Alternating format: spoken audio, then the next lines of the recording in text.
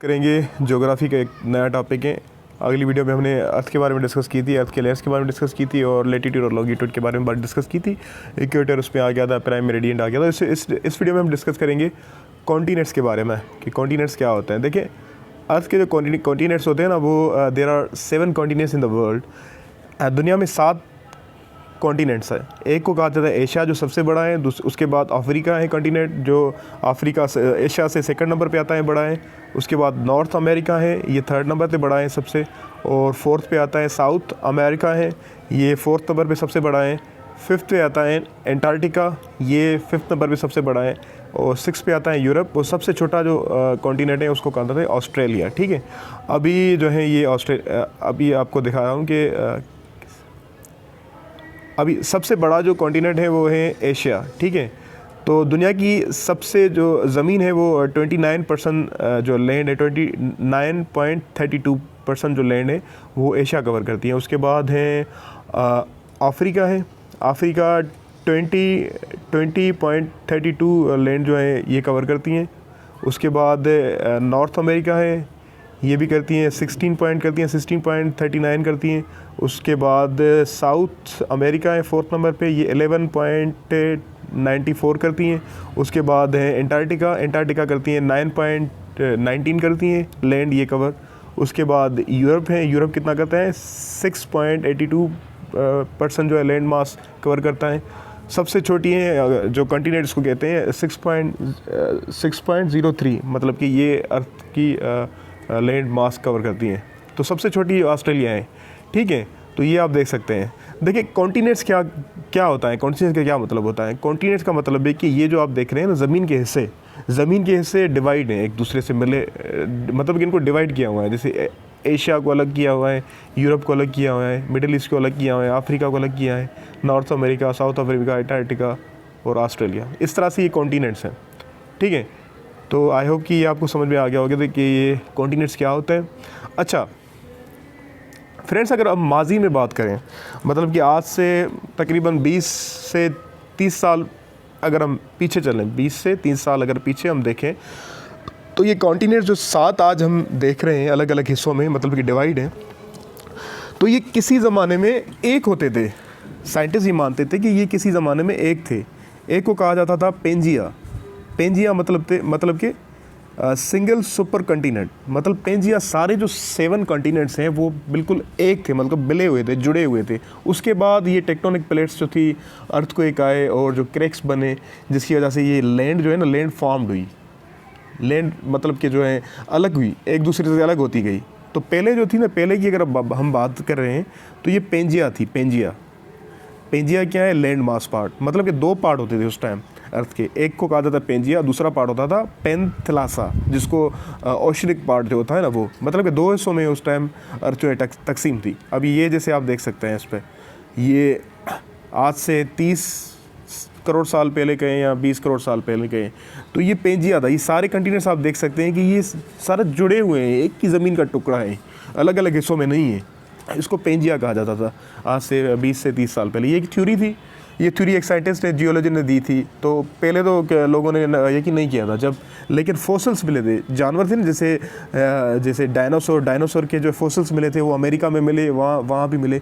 तो साइंटिस्ट ने ये सोचा कि अगर ये ज़मीन अगर अलग थी तो ये सारे जानवर वहाँ कैसे पाए गए। मतलब कि अमेरिका, तो अगर कोई एशिया में जानवर है तो वो तैरता तो थोड़ी गया होगा अमेरिका। तो उस वजह से ये प्रूफ मिला था कि ये जो फोसिल्स मिले हैं ना, जानवरों की हड्डियाँ, तो इसका ये प्रूफ है कि इसका मतलब है कि ये किसी ज़माने में ये एक थी। तो उसके बाद साइंटिस्ट ने ये माना। ठीक है, तो ये कॉन्टिनेंट्स थे।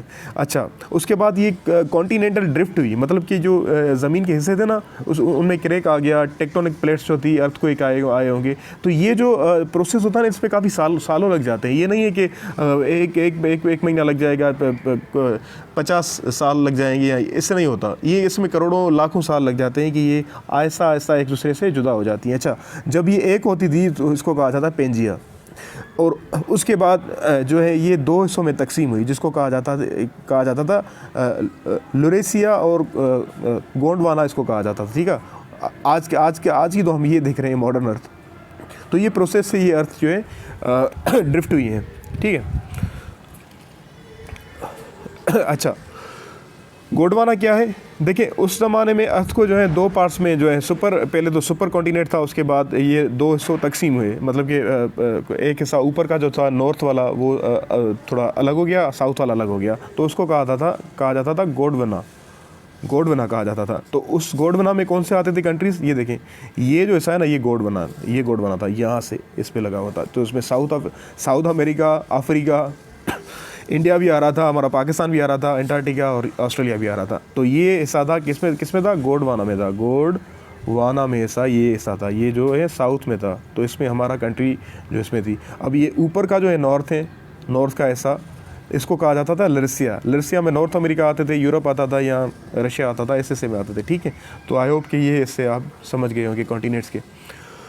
अच्छा, अब हम बात करते हैं थ्योरी ऑफ टेक्टोनिक प्लेट्स। देखिए फ्रेंड्स, आज जो हम देख रहे हैं ये फिजिकल जो फीचर्स होते हैं अर्थ के, जैसे कि ग्लेशियर किसको कहते हैं?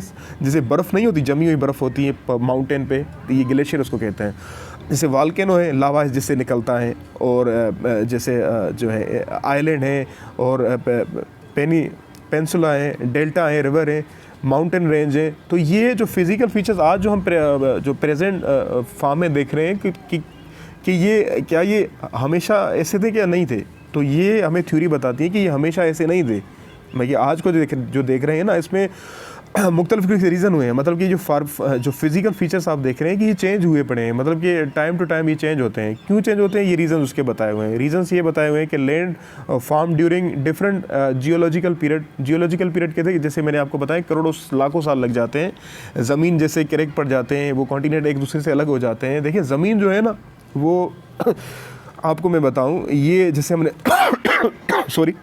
जैसे हम पढ़ के आए थे कि ज़मीन जो है ये क्रस्ट है, ऊपर का हिस्सा, जिसमें समंदर है, जंगल है, लैंड है, और जो भी एग्रीकल्चर जिसपे हमारे घर बने हुए हैं। ठीक है, ये जो हिस्सा है ये है नीचे लावा, मेंटल हमने पढ़ा था ना कि मेंटल है इसके नीचे, क्रस्ट के नीचे मेंटल एक दूसरा लेयर है, मेंटल। ठीक है, ये जो है 2900 किलोमीटर पर ये इसकी मोटाई है। तो इसमें कौन से होते हैं? जो रॉक्स से होती है ना, रॉक्स, तो ये सेमी लिक्विड में होते हैं, मतलब कि ना ज़्यादा लिक्विड होता है, ना ज़्यादा सॉलिड होता है। तो ये क्रस्ट जो होता है, ये क्रस्ट है ना, अभी जैसे कि ये लैंड है, ठीक है, ये ज़मीन का हिस्सा है, नीचे जो है ना ये लावा है बिल्कुल। तो ये क्रस्ट जो है इस पर तैर रहा है, तो इस लावे की वजह से जो करंट पैदा होते हैं, करंट, जैसे कि हम चाय को, जैसे पानी को नहीं उबालते, तो चाय को उबालते हैं, तो जो चाय का जो वाटर होता है ना, बॉइलिंग वाटर जो होता है, तो वो ऊपर आ जाता है, आके वो सब साइड हो जाते हैं। तो इस वजह से जो ज़मीन पे होते हैं ना, वो क्रैक्स पड़ जाते हैं, तो फिर अर्थक्वेक आते हैं। और जो टेक्टोनिक प्लेट्स जो होती हैं ना, आपस में जब ये आपस में मिलती हैं, आपस से जुदा होती हैं, तो ये ज़मीन को जो है डिवाइड करती हैं। ऐसे में करोड़ों लाखों साल लग जाते हैं, जिसकी वजह से ये फ़र्क पड़ता है। ठीक है, तो ये जो है नदियाँ जिसकी वजह से बन गई, लेक बन गए, तो एक तो रीज़न ये बता रहा है। ठीक है, land form during different geological period.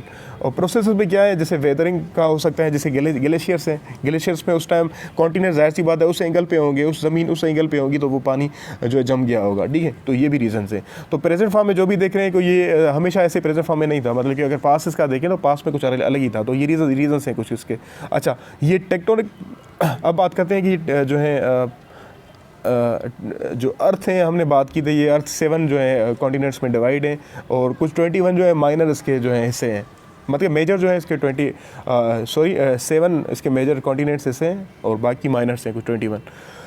अच्छा, ये कहा जाता है plates are continuously moving floating on magma. देखिए मेग्मा कहते होता है, मेग्मा जैसे देखिए फ्रेंड्स, मेग्मा कहते हैं लावे को कहते हैं। जैसे ये क्रस्ट है ना ज़मीन, इसके नीचे है मेंटल होता है, रॉक से होती हैं, उसमें मैंने आपको बताया था कि सॉलिड और जो है सेमी लिक्विड फॉर्म में होती है, मतलब कि ज़्यादा ना हार्ड होती है ना नरम होती है। तो उस लिक्विड को कहा जाता है मेग्मा, मतलब कि लावे को कहा जाता है मेग्मा, लावा को कहा जाता है लावा। ठीक है, तो ये कह रहा है कि जो टेक्टोनिक प्लेट्स हैं ना, वो लावे के ऊपर जो है वो मूव करती रहती हैं। जैसे अगर मैं आपको यहाँ पे बताऊँ, ये एक कश्ती है, कश्ती जैसे नहीं होती पानी पे तैरती रहती हैं, तो ये क्रस्ट भी है ना, ये उस मेंटल पे है, तो ये मूव होती रहती हैं। ये स्टिल कंडीशन में नहीं है, स्टैंड में नहीं है, स्टिल में नहीं होती, मतलब कि ये मूव करती रहती है, स्टैटिक पोजीशन में नहीं होती, तो ये हर वक्त मूव करती रहती हैं। जिससे हमें पता नहीं चलता, मूव करती हैं, लेकिन जब सबसे ज़्यादा तो अर्थ कोई कहता है तो फिर मालूम पड़ता है, लेकिन ये मूव करती रहती हैं, ठीक है।